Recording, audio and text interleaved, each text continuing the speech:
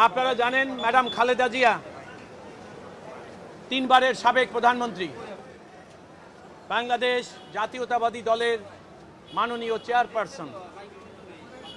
আওয়ামী লীগ সরকার যখন বিনা ভোটে রাষ্ট্র ক্ষমতা জবরদখল করেছে, তখন রাষ্ট্রযন্ত্র ব্যবহার করে মিথ্যা মামলায় তাকে সাজা দিয়েছিল।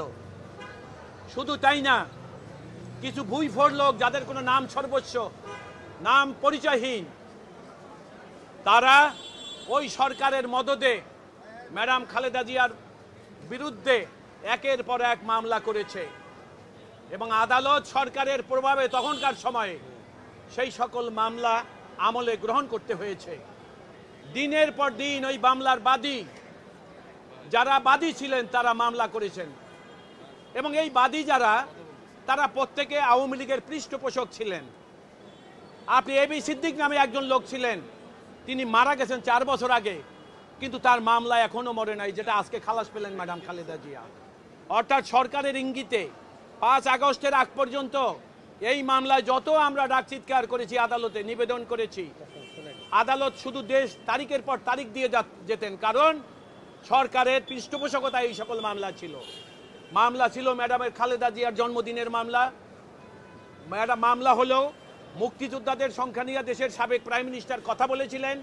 তিনি বলেছিলেন যে যারা শহীদ মুক্তিযোদ্ধা তাদের পরিবারের দিকে আমাদের খেয়াল রাখতে হবে, তাদের তালিকা করা অত্যন্ত জরুরি, জাতি তার কাছে ঋণী। সেটা নিয়েও একটা মামলা করেছেন।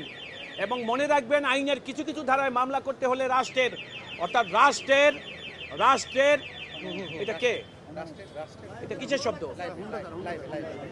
রাষ্ট্রের কিছু মামলা রাষ্ট্রের অথরিটি নিয়ে করতে হয়, সে সকল মামলায় স্যাংশন নিয়ে করতে হয়।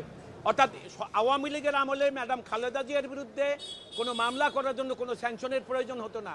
আমরা আদালতে যখন বলতাম, তখন ওই সমস্ত স্যাংশন ব্যাকডেটে সরকার দিয়ে দিতেন। সরকারের পৃষ্ঠপোষকতা থাকতো, মামলা চলমান ছিল। আজকে দীর্ঘদিন পর আদালতের কাছে আমরা বিষয়টা লিখিতভাবে অবহিত করেছি। বিজ্ঞ আদালত আজকে জনাব এসিএমএম মাহবুবুল আলম এবং আরেকজন এসিএম তোফাজ্জল হোসেন, তারা ম্যাডামের 5টি মামলায় তাকে খালাস দিয়েছেন। আপনাদের সবাইকে ধন্যবাদ। এই মামলাগুলো তো মিথ্যা মামলা ছিল, তাই এই মামলা মিথ্যা, এটা শুধু মিথ্যা নয়, এটা ছিল আওয়ামী লীগের সরকারের কাল্পনিক মামলা। এবং আমি বলেছি, কিন্তু নাম সর্বস্বহীন পরিচয়হীন মানুষ, তারা আওয়ামী লীগের আনুকূল্য পাওয়া, দুর্নীতিতে সামিল হওয়া এবং রাষ্ট্রযন্ত্র ব্যবহার করে খালেদা জিয়ার নামে মামলা করলে সরকারের কাছাকাছি যাবে, দুর্নীতি করতে পারবে, সেই কারণেই সেই অসৎ উদ্দেশ্যে এই মামলাগুলো করা হয়েছিল।